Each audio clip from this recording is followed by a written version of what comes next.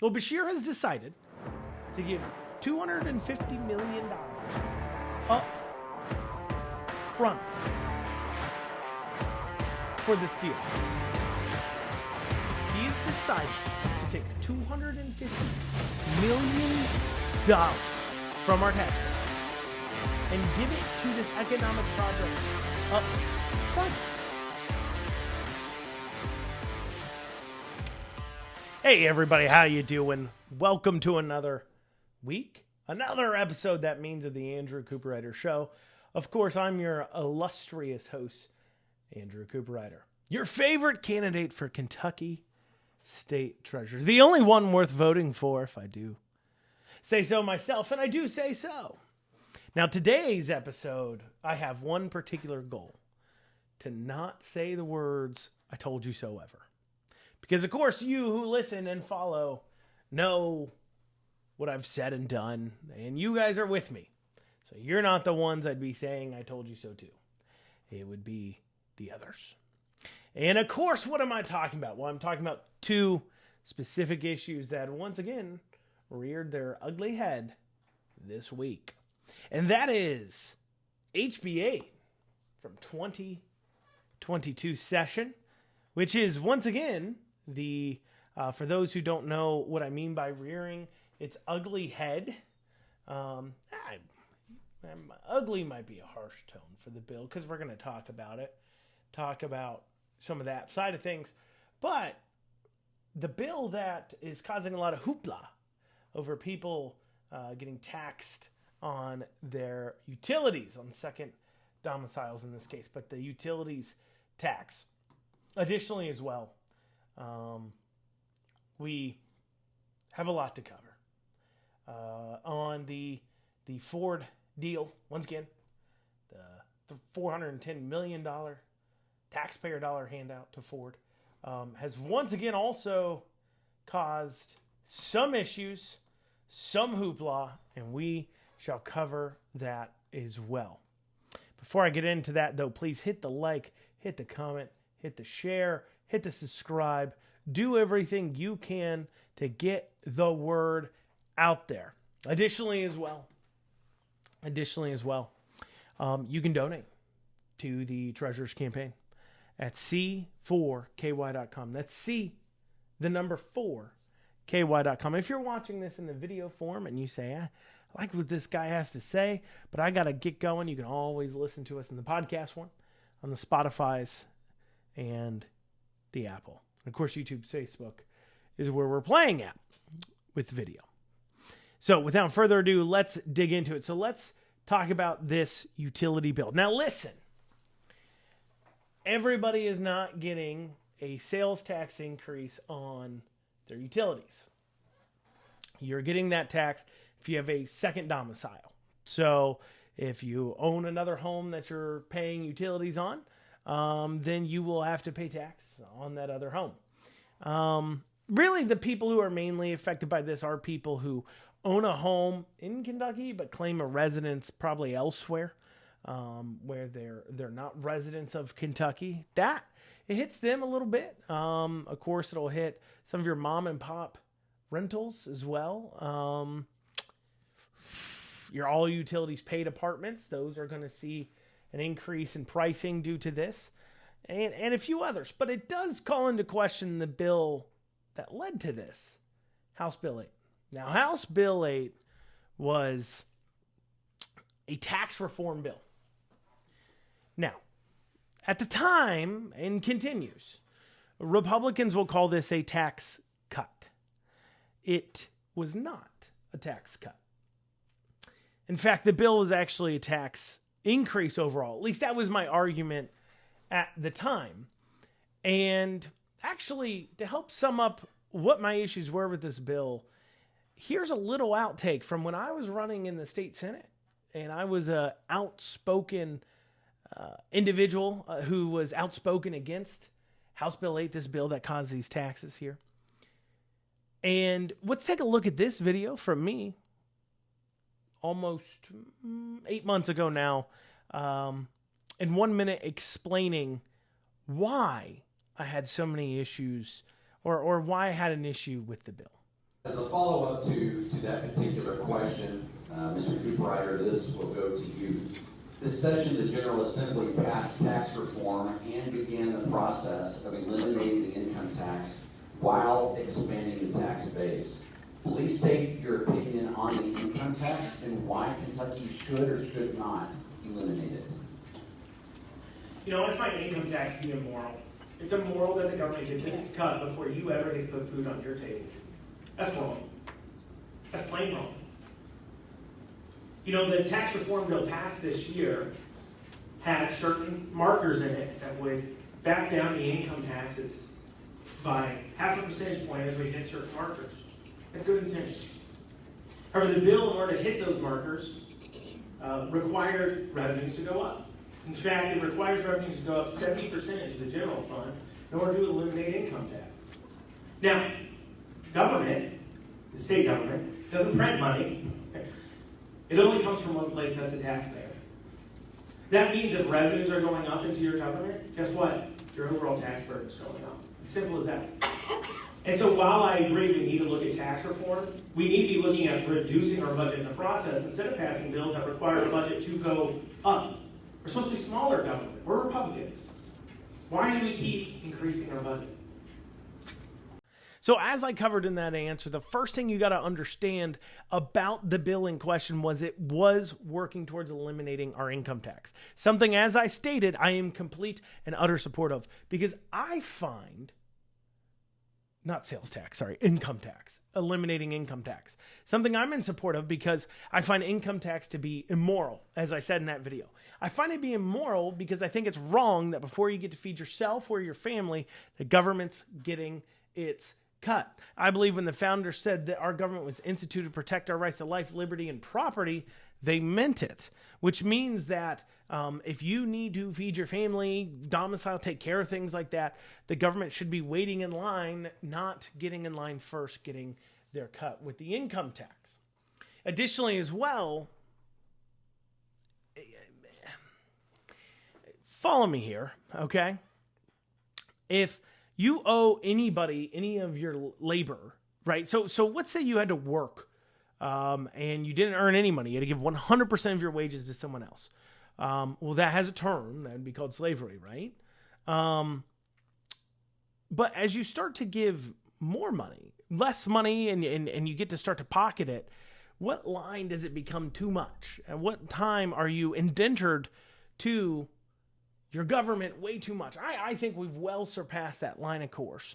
And so what they're attempting to do with House Bill 8 in 2022, what they're attempting to do was to do a stair-step program. So basically, they were going to move our income taxes at 5%. Now it's at 4.5%. It should go down to 4% this year. And basically stair-step down as long as we hit certain revenue targets. And this additional revenue being brought in was being generated by new categories of sales tax, one of which was on second domicile utilities. But let me read off all the areas where you're now paying sales tax at, 6% sales tax at, that you weren't before. I'm going to read this off. So let's jump into it. Okay.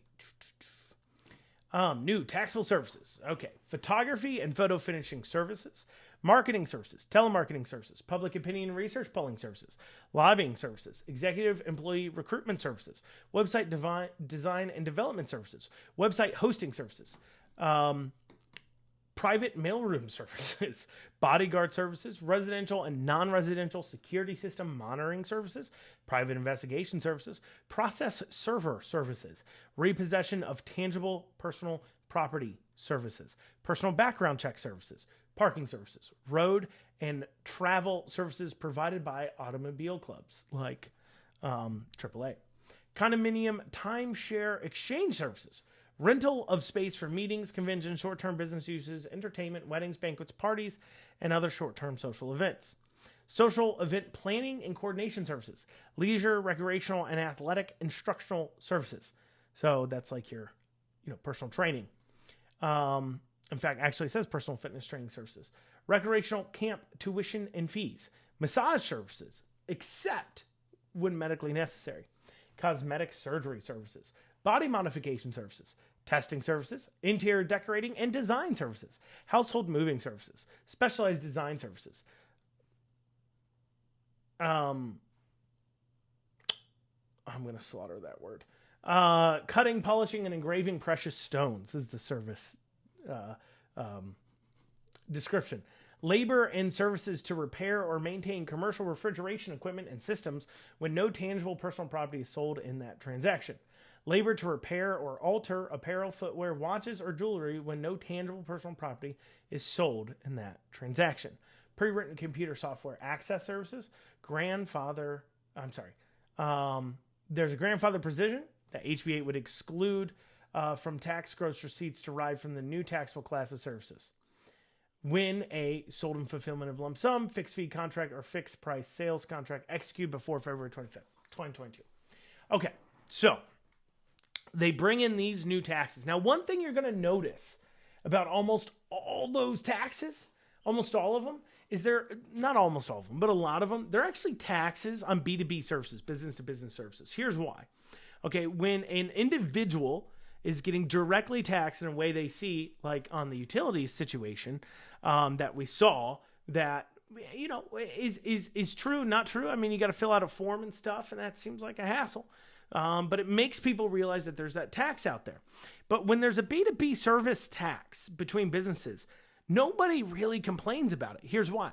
Businesses just figure it into their cost of doing business, and that is then foreseen into your final cost of product. So for an example, if my marketing now goes up 6% costs at my company, guess what that means? My prices are going to go up too as well, because I keep the same percentage of gross profit margin. It's how my businesses are built. It's how any good business is designed and made. That's how we run our budgets. We have a gross profit margin that we're trying to maintain. That means any additional cost to doing business gets passed on to the consumer. But of course, it's not a item line in your receipt like sales tax typically is. So therefore, you're unaware you're paying it. Now, as I argued at the time, this is a tax increase.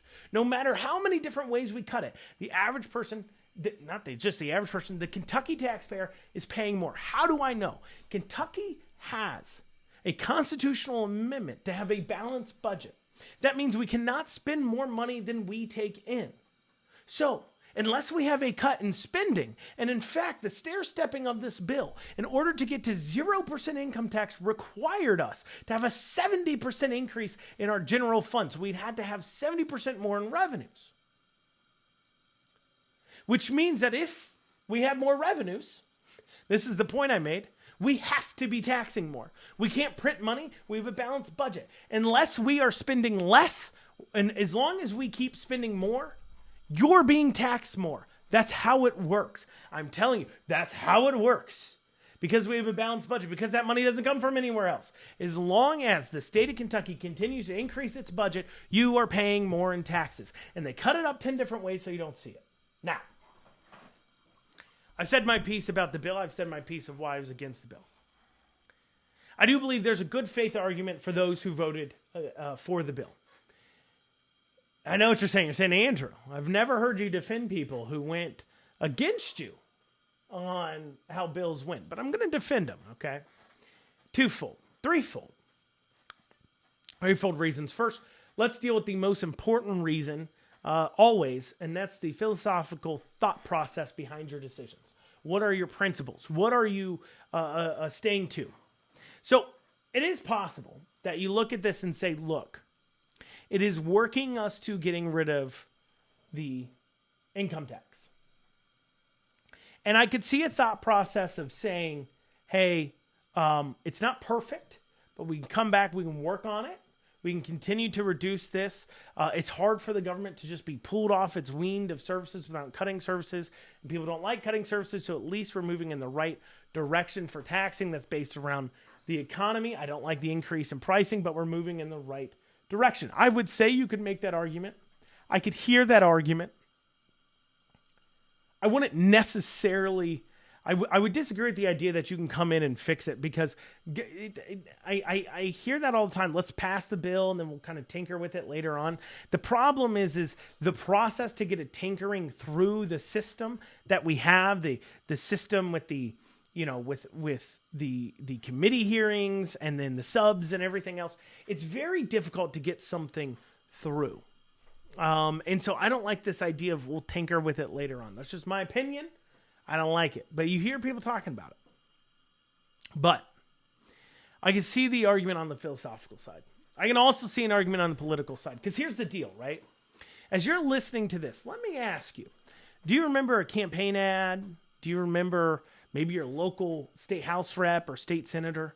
Maybe one of those people giving a speech where they said, I cut taxes. I worked to cutting the income tax. Do you guys remember that speech? And you remember how when they said it, when they said, we passed income tax reform, we're getting rid of our income tax. And if you were in a room where they said it, you remember how, what everybody do? Oh yes, amazing. Clapped. They clapped for it. Because technically, I guess that is true. And so politically, by voting yes on this, you get to claim you cut taxes. And I'm sure you all saw the TV ads where all these politicians that voted yes on this said, and I cut taxes and worked on tax reform. I'm sure you all saw it. And you all saw it, and chances are most of you, because this is very, I would call it inside baseball. You got to really track what's going on. I mean, this bill was 250. Let me tell you. 208 pages long. Over 200 pages in a bill. You can't. You're not going to read through that like I did to understand what's in it. You rely on them being straightforward and honest and doing the right thing. Are they being dishonest when they say they cut tax? No. But of course, they're not telling the whole story. They're not being honest. I guess they're withholding information. They're leaving out the fact that they then increase sales taxes in other places. In places maybe you wouldn't see because, of course, most people voted yes for it. Now, here goes into why would they vote yes for it, too, politically. Because if you vote no, the attack could have been, has been. I think Maddox, she voted no on the veto override and then the Senate sub. So for those who don't know, a bill can leave the House, go to the Senate, or vice versa, and then they change it in that body. Then it goes back for concurrence to the last body. Just the whole body votes on whether or not they agree with the Senate changes. Savannah did not like the Senate changes, voted no on that bill both times. And I bring that up because I believe, unless I'm mistaken, in Savannah's House race this past year, Savannah Maddox's House race this past year, there was a mailer ran against her saying she voted against lowering taxes, which is technically true. She voted against lowering income tax because it would have required a tax increase elsewhere. That's why she voted no on it. That's why a lot of these people voted no. That's why I was against the bill. But the thing is that so your political, so you've got the principled side. You could make a principle argument. The political argument, 100% in favor of voting yes. You appease the big government Republican establishment hacks, while also you get to run on, I cut taxes. And then if you don't vote yes, they're going to hit you with, they didn't cut taxes. And really that has to do with the fact that bad legislation comes from, I believe, a voting electorate that is easily duped with 30-second ads and mailers that don't ask the questions like you guys do and like voters should of what does that mean? You say you cut taxes, but when I look at my bank account, I don't feel like there's more money in it. What does that mean? What are they saying? Once again, am I saying they're a bad Republican, a horrible person if they voted yes on HB8? No, I'm not. I'm saying they can make an argument why they were for it, and I can respect the difficult decision. But part of the reason why they were in a difficult decision as they're looking at it is because they're afraid that the voters back home won't understand the nuance and they're going to get attacked left and right for voting yay or nay on a situation, on a bill. And so they're sometimes afraid to vote the right way. Is that right? No. I'm saying politicians should be more principled, but it does put them in difficult situations where they're going to have to figure out how to do the explaining thing a whole lot. That can be hard. That can be hard. That can be difficult. And by what I mean by that is that, you know, I always reflect on this. There was this moment. I was at an event. I was at a town hall, and Representative Kim King, and Representative Matt Lockett, were at this town hall, and they were asked about a bill that I think came out in 2021, which was House Bill 563, which was a educational opportunities account. Matt Lockett started the bill. Kim King voted no on the bill. Why'd she vote no on the bill? I can think of 100 different reasons why Kim King voted no on the bill. But I can promise you the real reason wasn't what she was stated, because her stated reason was because it created a slush fund for rich parents to send their kids to private schools. She says that. The bill sponsor, and everybody who's read the bill says, no, actually, it clearly says that if you donate into these educational opportunity accounts, you cannot be a recipient of one. So it does the exact opposite. It expressly forbids rich people from benefiting from it that donate to it. But see, if you're not surrounded by people who know that and can call them out on that, and be like, well, hold on here, that's not exactly what it does. Then the nuance is lost and they can make wild statements and people will believe them. Because, well, I mean, do you really want to go around distrusting every single person? No, of course not. Of course not. Moving on my... Oh, I promise not to say the word. Moving on my... I called it. Situation here. So I'm going to talk about... in the special session of 2021, we had the Ford deal vote take place. Ford was given to build the battery plant here in Kentucky. Ford is being given $410 million taxpayer dollars to build this Ford plant. And recently, Beshear's come under some fire for how they're handing this out. Now, once again, Andrew Cooperrider was against this bill when it came down. Why? Once again, I refuse to believe it's ever a good idea to give away $410 million taxpayer dollars to a private company. Two, I distinctively disagree with what the role of government is there, and I just don't think, frankly, that's the role of government, to be handing out money like that. I just don't. Sorry, I just don't. And so, naturally, I'm going to be thinking that this is going to go sour. Well, there's some new information coming out about this, but not to be set off here. I've got a screenshot here from September 23rd, 2021, where I distinctly had called out this as a bad situation. So this was almost now over a year ago, and I said many elected Republicans across the state are defensive of the vote to give an unknown company $410 million. Remember, at the time, they didn't know who they were giving the money to, and they didn't know what the project was. Okay, so that's right.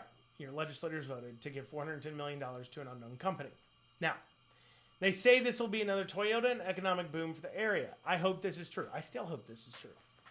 But they need to understand why members of the party would be upset. When you join a party, it is the platform that you are supporting, not the individuals in the party. It is the job of the members of that party to hold its people accountable to its platform. Considering the below quotes, one could see how the Republican legislature violated its own platform. It should not come as a surprise that some are upset. Here's quotes from the Republican Party platform. Government cannot create prosperity, though government can limit or destroy it. Prosperity is the product of self-discipline, enterprise, saving, and investment by individuals, but it is not an end in itself. Prosperity provides a means by which citizens and their families can maintain their independence from government, raise their children by their own values, and practice their faith and build communities of cooperation and mutual respect. That's some good stuff. Man, I love the Republican Party platform. Good stuff. Wish we followed it more. We'll continue this. This is another portion. We will not divide the American people into winners and losers. We will eliminate as many special interest provisions and loopholes as possible and curb corporate welfare. That's from the platform. So I continue on in this post. How could this situation be handled by following the platform? Recognize that the same reasons you need to give $410 million to operate in Kentucky is the same reasons they're holding back all companies in Kentucky. Eliminate regulation, overtaxation, and the corruption that holds companies back from flourishing naturally in the Commonwealth. That is something, once again, I said that over a year ago about this. Why do I bring it up now? Well, let's take a little look-see here. So the WDRB article in question, titled. Now, this is WDRB, right? Keep in mind, this is no bastion of conservative thought. This is nobody out here who's going to be super pushing for a tax on Beshear. But this is their headline. Kentucky's EV battery deal carries big costs for taxpayers. The biggest economic development deal in Kentucky history also comes with what is likely the most generous corporate subsidy the state has ever offered. What are they talking about? Well, Beshear has decided to give $250 million up front for this deal. He's decided to take $250 million from our taxpayers and give it to this economic project up front. This is not how this is normally done. Normally they have certain construction deadlines they got to meet. There's certain points they have to meet, agreed upon things. They don't get 250 up front. But instead he has done it. And now when challenged on this, he says, well, we've got signed contracts. Because we've never seen corporations go to court and fight over signed contracts. You give them your $250 million, they're not hitting it. You try to yank it back, they're going to court. And you're going to end up spending millions more of taxpayer dollars to try to get it back.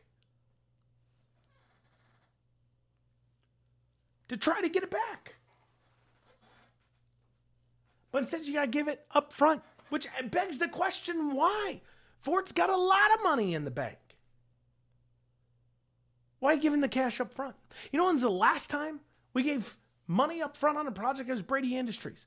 Bevan got drugged up and down about Brady Industries and how it flopped and how $13 million of taxpayer dollars ended up with them. This is $250 million. $250 million.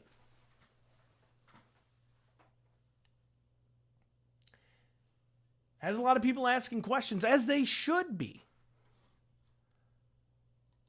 Has anybody asked the important question too? How long is it going to take for us to make back our $410 million? It's going to be 6 years just for them to build the plant. On top of that, our auto industry exports right now with Toyota having Corolla and Lexus, or not Corolla, the Camry, Lexus, and as such, mixed with, of course, Ford has a F-250 and Expedition plant. Mixed with both of that, you know how much? $2.5 billion. If this battery plant brings in $500 million a year, I'll be shocked. How much is the state going to make off that? 10? 5% maybe gross off the gross? If it's 5% on $500 million, That's $25 million a year. To pay back $410 million. That's 16.4 years. Plus the 6-7 years it's going to take for them to build the thing.